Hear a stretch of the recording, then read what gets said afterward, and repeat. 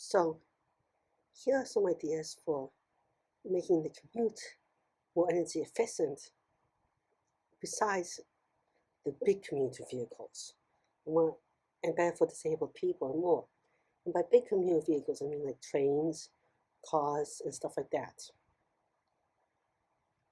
One way I have an idea is for what I'm going to call e-bikes that transform. This could be extra stuff that we add on or take away to give them extra space or to make them more adaptable for different weather conditions or foldable, something like that. So the same e-bike with add-ons and stuff can be used in different ways. And then another idea, kind of along similar lines, is to have a chair that transforms for different things. And it will have, and you can imagine that an electric chair could have a couple benefits. One is that you could use it like a wheelchair. Users could use it like a wheelchair with the hand powered. You could also have it have an electric motor that carries stuff. And then besides the electric motor, maybe you do have a bike pedaling option that comes out. So a person can have it almost like a bike. And then unlike a bike, there's more storage space under it for a bigger battery and stuff. And maybe there's some cases where a person might have a lot of leg strength, but for whatever reason can't stand up because of dizziness or other balancing issues to power it, or moving with the hands. There might also be an intermediate user. This can get them more mobile when they can't walk or something. And then when they're feeling really weak in their hands and stuff. So it could put some gaps in mobility issues right there. Besides putting those gaps, if people start using it and are not disabled, maybe it's frowned upon less, and maybe cities will get designed more for these wheelchair people. Another idea along this line is to have something like crutches that have transforming abilities, and they can be, with a push a button collapse, be more compact or spring out. And crutches and walking sticks are very useful, can actually make a normal person walk more efficiently with less energy and walk longer distance. And it might also lower the chance that people need a full-on wheelchair, which can be good for some cases for mobility, but also might save some energy right there. So transforming crutches. Another idea that I've talked about a little bit in the past is shoes that have ability to transform in a variety of ways. And one of them I mentioned before is that little the wheels that come in and out, maybe with ratchets that only move in one direction so you don't slip on it.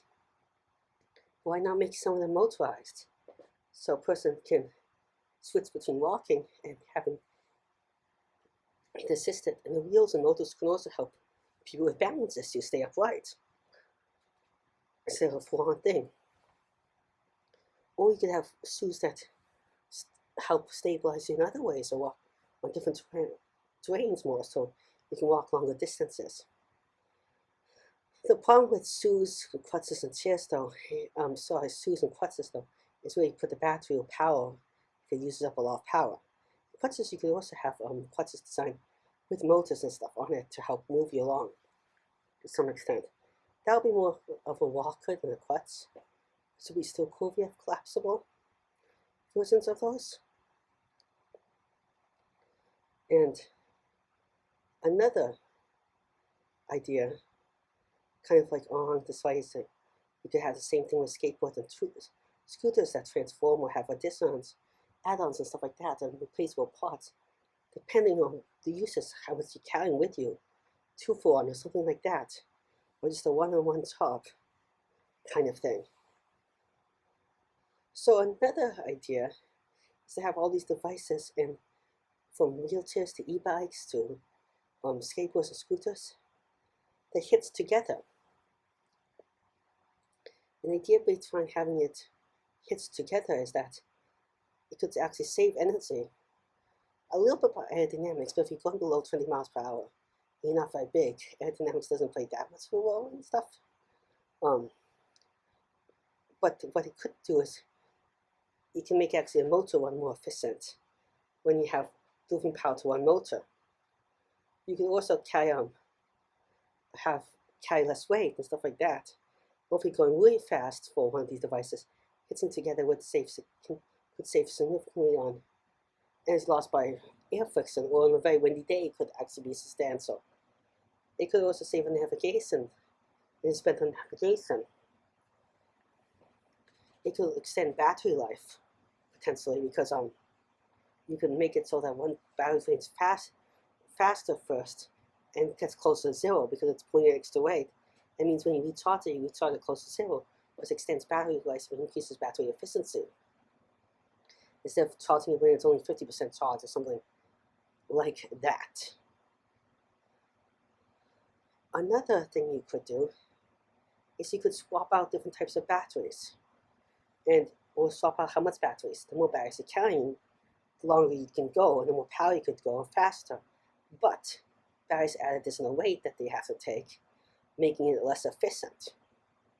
You can also swap out for new types of batteries, or stuff like that. Or if you want to recharge fast, instead of recharging with a thing, you just swap out a fully charged battery and let the other battery slowly charge, which is also, again, more efficient slow charging.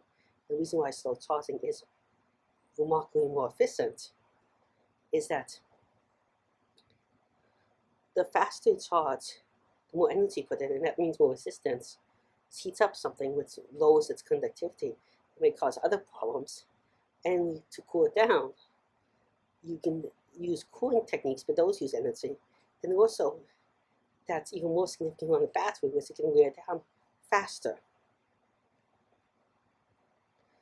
You can also change charging types, like for different expected uses, like add a capacitor or something.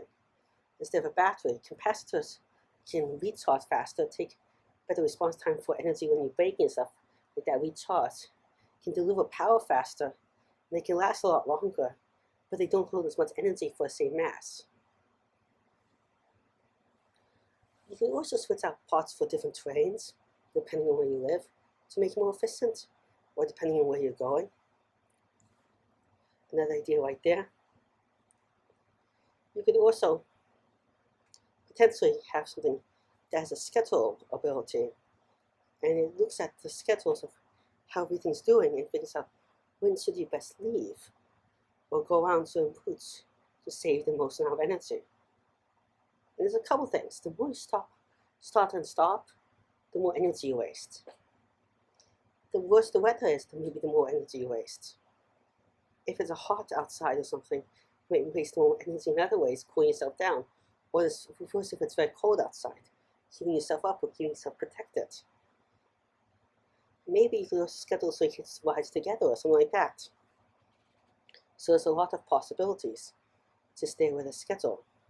But another thing you could look into is making it so that these things have more ability to repair, upgrade, and trade components, so you can continuously improve it and improve it so it works better. Or if one part's running down, replace it with a part that makes the whole thing run more smoothly. Or trade it, which also helps keep the cost down for people to use that in the market. And all these ideas actually might make the city in some ways actually more walkable. Because now if you have all these small vehicles going around, they have to have small paths and stuff. So that might mean we make more paths that can also be used by people that walk.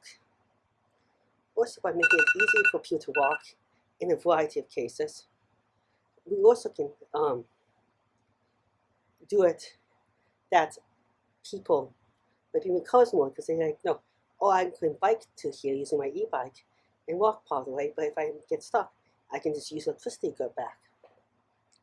Or it might also make it more walkable by just getting rid of some cars on the road and stuff like that. And that last idea that I might help with is if we transfer data from these devices, we might be able to learn how to make an even better device in the future.